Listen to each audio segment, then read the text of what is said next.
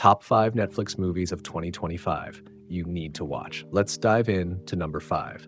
Happy Gilmore 2, director Dennis Dugan, 2025. Comedy sequels are notoriously tricky. Too often, they rely on stale jokes, recycled gags, or an attempt to capitalize on nostalgia without giving audiences anything fresh. When I heard Happy Gilmore 2 was on its way, nearly 30 years after the original, I'll be honest, I didn't expect much. I figured it would be a cash grab, maybe a few forced laughs, and a reminder that some classics should just stay classics. But then I actually watched it, and I laughed hard.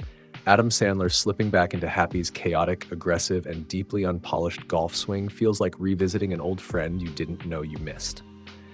The film doesn't pretend Happy is the same man he was in 1996. Time has passed, he's older, crankier, and at first, reluctant to even pick up a club. But once he does, then the mayhem begins. The plot revolves around Happy returning to the golf scene after being pulled back into the spotlight, only to clash with a new generation of smug, ultra-polished professional golfers. It's old-school grit against modern arrogance, and the setup allows for plenty of Sandler's trademark over-the-top comedy. What seals the deal, though, is the returning cast. Julie Bowen's Virginia brings grounding heart to all the chaos, while Christopher McDonald's Shooter McGavin steps right back into villain territory like he never left. Watching Shooter and Happy face off again is pure joy. It's funny, it's ridiculous, and it's nostalgic without being lazy. The humor is as outrageous as ever. Happy fighting with his golf clubs, ridiculous cameos sprinkled throughout, and of course a few heartfelt moments in between the madness. Does it reinvent comedy? Not at all. But it doesn't need to. Happy Gilmore 2 is pure comfort food for fans, and sometimes that's exactly what you want from a movie. Number 4. Wake Up Dead Man, A Knives Out Mystery, director Rian Johnson, 2025. Rian Johnson has now given us 3 Knives Out mysteries, and with each one, I find myself amazed at how he avoids repeating himself. Wake Up Dead Man isn't just another round of quirky suspects and a big mansion reveal. It's a fresh, layered puzzle that manages to be both entertaining and thematically sharp. Daniel Craig returns as Benoit Blanc, the world's most eccentric detective, with his honey-dripping southern drawl and sharp wit.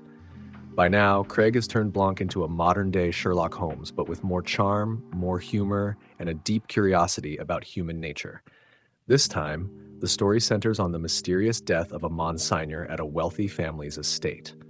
And trust me, the moment the body is found, the story spirals into classic Johnson territory. Lies, deceit, red herrings, and shocking twists that keep you second-guessing everyone. One of the best parts of these films is the ensemble cast, and this one doesn't disappoint. Without spoiling too much, the performances here are razor sharp.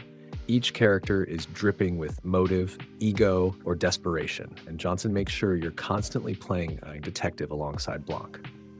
What makes Wake Up Dead Man shine is its balance between traditional mystery tropes and biting social commentary. Just like Knives Out examined greed and inheritance, and Glass Onion skewered tech billionaire culture, this film takes aim at morality, power, and the facade of respectability. And here's the best part. Just when you think you've solved it, Johnson yanks the rug from under you. By the time the final reveal arrives, you're left stunned at how neatly everything fits together. This isn't just another detective story. It's proof that the murder mystery genre is alive, well, and evolving for modern audiences. And Daniel Craig, he's having the time of his life as Benoit Blanc, and it's a joy to watch. Number 3. K-pop Demon Hunters, directors Maggie Kang and Chris Applehands, 2025. Now here's a curveball, an animated film that nobody expected to dominate Netflix the way it did. K-pop Demon Hunters is exactly what it sounds like. A K-pop girl group who moonlight as demon slayers, facing off against a rival boy band whose members are secretly actual demons. It sounds wild, and honestly it is. But it's also one of the most visually stunning and culturally rich animated films in years. The movie is unapologetically stylish. The neon-lit cityscapes, the blending of traditional Korean myth with pop culture spectacle, and the sheer energy of the animation make it stand out. Every frame feels like a music video, a fantasy battle, and a cultural showcase rolled into one. But what makes it more than just flashy visuals is its heart. These girls aren't just fighters, they're idols, performers, and young women trying to balance fame, friendship, and responsibility. Their rival boy band isn't just a gimmick either. The demonic twist works as a metaphor for toxic competition and the darker side of the entertainment industry. And let's talk about the soundtrack. The original K-pop songs are insanely catchy, and when paired with high-energy fight sequences, they transform into full-blown concert spectacles. Imagine a battle where swords, choreography, and dance moves collide, all set to pulsing K-pop beats. It's thrilling and surprisingly emotional. Critics praise the film for celebrating Korean culture while giving global audiences something fresh and exciting. For fans of anime, K-pop, or just inventive storytelling, K-pop Demon Hunters hits every note. It's no wonder it became one of Netflix's most watched films of the year. Number 2, Havoc. Director, Gareth Evans, 2025. If you've seen The Raid, you know Gareth Evans doesn't mess around when it comes to action. With Havoc, he delivers a bruising, relentless thriller that cements his reputation as one of the best action directors alive. The film stars Tom Hardy as a detective drawn into the criminal underworld after a drug deal spirals out of control. His mission is simple on paper: rescue a politician's estranged son. But the deeper he goes, the more tangled he becomes in corruption, betrayal, and layers of conspiracies that refuse to untangle. What makes Havoc unforgettable isn't just the story, it's the way Evans stages his action sequences. They're raw, brutal, and exhausting in the best possible way.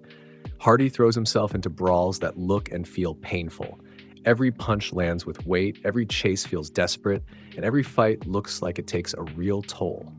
Evans doesn't use action as filler, he uses it as storytelling. Each fight peels back another layer of the world Hardy's character is trapped in.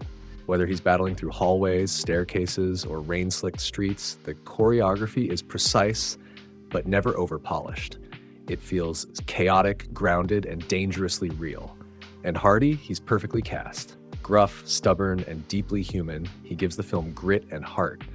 You believe every ounce of his struggle, every ounce of his rage, and every ounce of his exhaustion. In a world where action movies often feel like CGI spectacles with no stakes, Havoc is a breath of fresh, blood-soaked air. It's a reminder that action cinema, when done right, can be as emotionally powerful as any drama. Number 1, Frankenstein, director Guillermo del Toro, 2025. Topping this list is Guillermo del Toro's Frankenstein, a film that redefines what horror and gothic storytelling can be.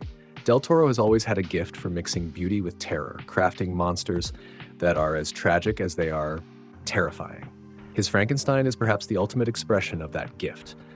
Oscar Isaac takes on the role of Victor Frankenstein, the obsessive scientist driven by ambition and grief. Jacob Elordi plays the creature, a towering, sorrowful figure brought to life but immediately rejected by his creator. Together, their dynamic forms the heart of the story, two beings forever bound by creation and rejection, chasing each other across a bleak and haunting world. Del Toro doesn't shy away from the horror, but he refuses to reduce it to jump scares or gore. Instead, he leans into gothic atmosphere, shadowy castles, storm-lashed laboratories, candlelit corridors. The visuals are breathtaking, every frame dripping with mood and detail. But beyond the aesthetics, this Frankenstein is deeply human. It asks questions about morality, obsession, and the loneliness of being misunderstood. Isaac brings both arrogance and vulnerability to Victor, while Elordi's creature is terrifying yet heartbreaking.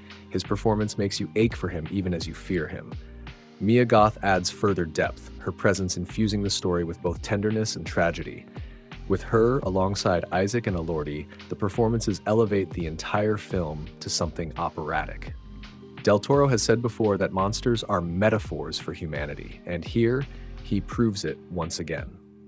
Frankenstein isn't just a retelling, it's a meditation on life, death, and the cost of trying to play God.